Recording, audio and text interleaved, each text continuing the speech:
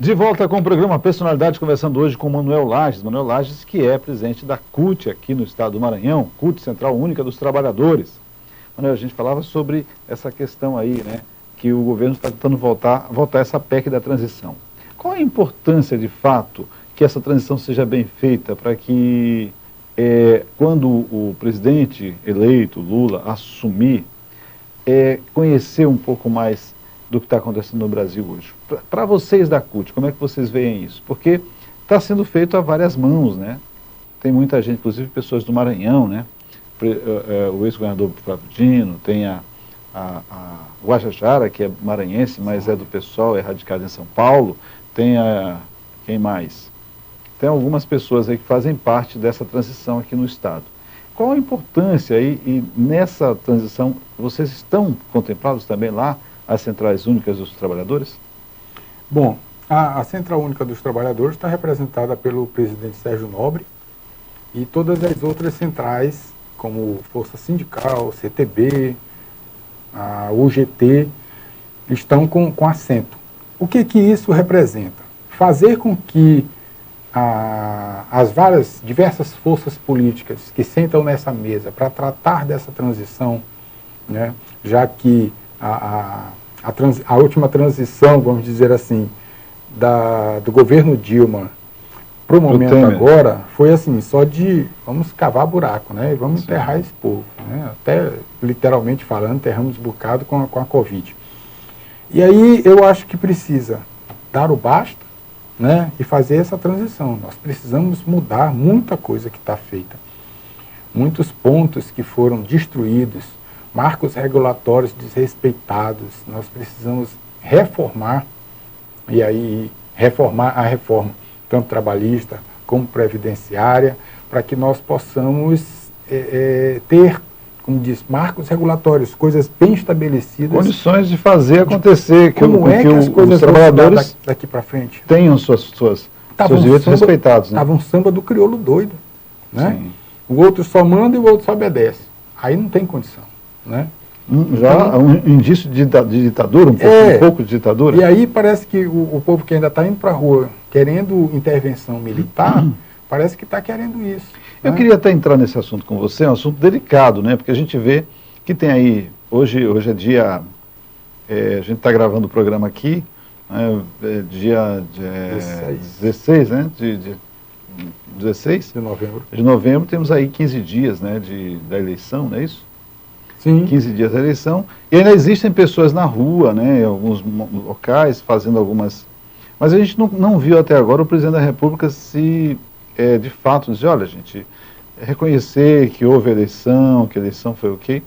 E eu percebi, não sei se vocês perceberam, mas há 2, 3 anos, vem se falando, né, o governo federal vem falando, né, o pessoal do Bolsonaro falando o seguinte, olha, essas urnas, mas não foi questionado essas urnas na época da eleição entre ele e o Haddad? Se questionou não, né? Não. Só teve problema de lá para cá. O que houve? Não, por que não está tendo essa revolução lá em São Paulo com a eleição do Tarcísio?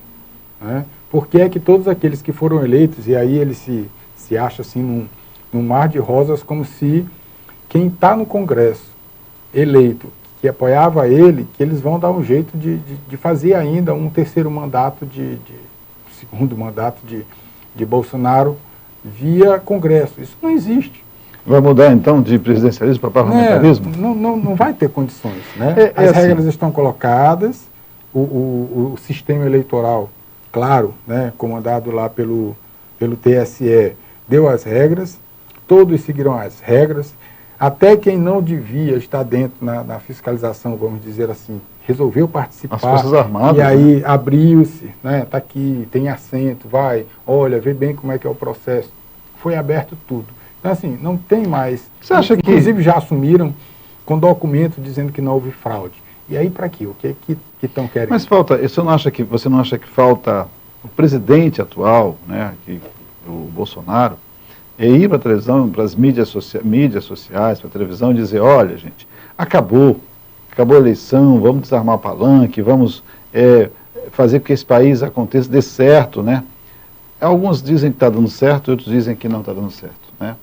Eu aqui sou o interlocutor, eu não sou aquele cara que coloca a opinião, né, de uma certa forma, às vezes eu coloco, mas nesse caso, tem gente que diz o seguinte: o país está maravilhoso, está espetacular, e tem pessoas que dizem que está horrível, porque tem gente passando fome, tem muita gente na rua que não tem nem onde morar.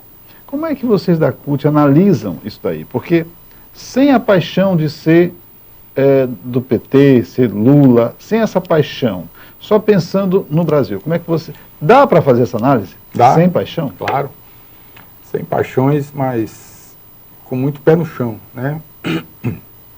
A nação, o país, tem vários institutos, inclusive oficiais de pesquisa, né?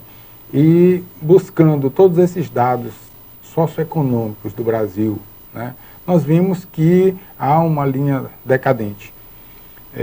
Pobreza. Você acha que aumentou a pobreza nesses últimos 4 anos, de fato? Tem batido recordes. Né? Os próprios índices oficiais mostram que 33 milhões de pessoas estando com fome, né, vamos dizer assim, estão na pobreza. Né? Quem não tem o que comer está na pobreza. Porque extrema, né? O item básico de sobrevivência é a alimentação. Como é que as pessoas vão fazer qualquer outra coisa a não ser buscar comida todo dia? A promessa do Lula, 3 refeições por dia, no mínimo, que as pessoas devem ter, os coloca em um patamar de que, se eu já tenho segurança para ter comida, eu vou procurar estudar, né, para melhorar a minha condição, eu vou procurar trabalhar. Né? Mas quem não tem, está nos sinais. Não tem nem como sair de casa, né? Como ele dizia lá, eu até detesto fazer esse tipo de comparação sobre as falas dele, não tem um pedinte na porta de uma padaria. Moço, eles estão nos sinais. Que as pessoas, nem todas estão indo para a padaria, né? Eu já tenho delivery, a pessoa vai entregar o pão em casa. Eles estão nos sinais onde as pessoas estão passando, pedindo lá com a plaquinha, me ajude a comprar comida. E não é só aqui no Maranhão, aqui nós vemos, mas todo mundo pode comprovar isso aí para fora. Então,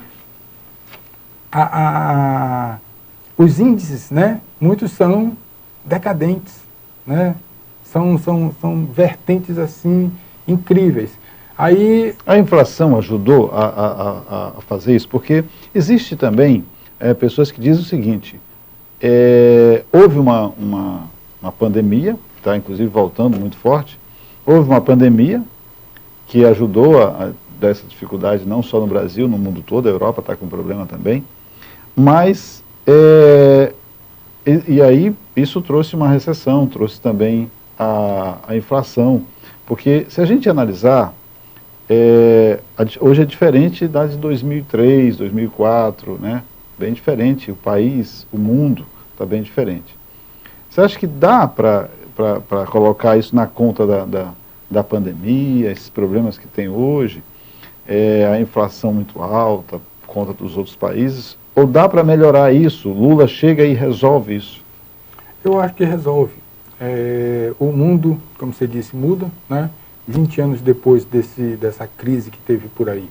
Nós temos agora a crise de reconstruir o país. Né? Nós não tínhamos um país para reconstruir. Né? Aí uma má gestão faz com que este problema de saúde, que foi a Covid, que retorna agora já crescente, faz com que muita gente perca a vida, perca trabalho, faça a economia dar uma certa adaptada, né? Porque é um novo momento. Sim. Ninguém parou porque quis, ninguém deixou de ir para a escola porque quis, era preciso preservar a vida. Então, tudo que se fizer daqui para frente é pensando de uma forma responsável de viver, fazer com que cada um, dentro da sua responsabilidade, possa fazer com que o Brasil volte a viver dias. E é incrível como, na fala do Lula, ele mostra as receitas de como superar cada deficiência dessa que esse governo que está acabando não conseguiu fazer. Então é um problema de gestão. Se ele mostrou em 2 mandatos que gerir o Brasil fez nós estarmos na 6ª economia mundial e agora já promete, né?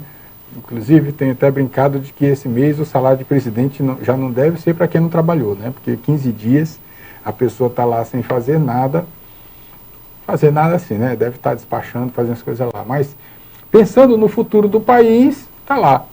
O eleito, não empossado, Lula fazendo isso e aquilo, articulando as formas participando da COP27. De mudar realmente o rumo que o Brasil está tomando.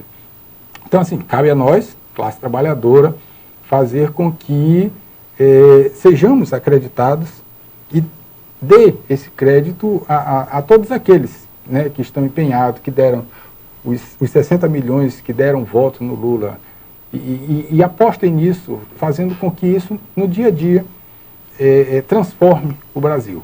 A equipe de transição e todos aqueles que estão envolvidos nos seus estados, né, com os governadores eleitos, com todas as autoridades, os deputados que foram eleitos, fazer com que a gente continue mostrando a eles qual que é o rumo que a gente precisa dar. Por exemplo, a PEC, né, da transição, que vai precisar dessa injeção de investimento no Brasil, vai precisar passar pelo Congresso. Sim. Então, cabe a nós pressioná-los. Mas essa PEC, tenha vitória já. Essa PEC, ela passaria mesmo se não fosse o Lula eleito. Porque a proposta também do Bolsonaro era R$600 também, né? Aumentar o salário mínimo e os R$600. Uhum. Então, eu acho assim que os deputados estão preparados, eles já estavam até preparados. Olha, não tem esse dinheiro, vai ter que fazer um malabarismo. Se tivesse sido o Bolsonaro eleito, também estariam brigando para ter essa PEC. Talvez não estão brigando, mas, né, estariam correndo atrás para também essa PEC acontecer, porque esse dinheiro teria que, de fato, superar aí o limite de gastos, né, do governo. Né? Não tinha jeito, né? Outra coisa que vai precisar é acabar com esse limite, né? Nunca teve limite de gastos. Né? Não, mas não é que você o limite é importante porque quando você pede esse dinheiro, esse dinheiro não é seu, quando você pede esse dinheiro, você tem que pagar. De algum lugar vem esse dinheiro, você tem que repor, pagar imposto e tal. Agora, você não pode fazer isso em detrimento do ser humano que está ali morrendo de fome. Você tem que, né, arrumar um jeitinho. Por exemplo, em casa, você tem uma prestação para pagar, mas você está com fome. E aí, você paga a prestação ou você come? O negócio é essa prestação bem aí, porque eu preciso, né, ir comprar o pão. Então, vamos negociar, vamos pagar metade ou não pagar, vamos comer, porque como é que eu adquiro força para eu trabalhar se eu não estiver comendo? Né? Isso. Para eu pagar as próximas contas. Mas aí que está. Quando o governo arrecadou e resolveu colocar um teto de gastos, o teto de gastos foi apenas para despesas primárias. Controle social, né, tudo aquilo que era educação, investimento para a população, né, habitação, saúde, quanto de verba foi tirada da saúde, da educação, né, falando na época, falando dos gráficos que falei ainda há pouco, o gráfico de desinvestimento na educação é absurdo, você olhar os índices. Então, assim, como é que eu tiro só daquilo que serve o povo, e aí, olha, uma coisa que não tinha, que era o dinheiro que foi dado para as campanhas eleitorais. Né? Vamos fazer o seguinte, vamos fazer intervalinho. Isso teve uma curva ascendente demais. A gente volta a tocar nesse assunto, né, após o intervalo, porque assim, será que o Lula vai conseguir tirar esse orçamento secreto, ou então orçamento do relator, como chamavam, tal, o secreto? Será que vai conseguir? Daqui a pouquinho, no próximo bloco, a gente volta conversando aqui com Manuel Lages, Manuel que é presidente da CUT aqui no estado do Maranhão. Já, já.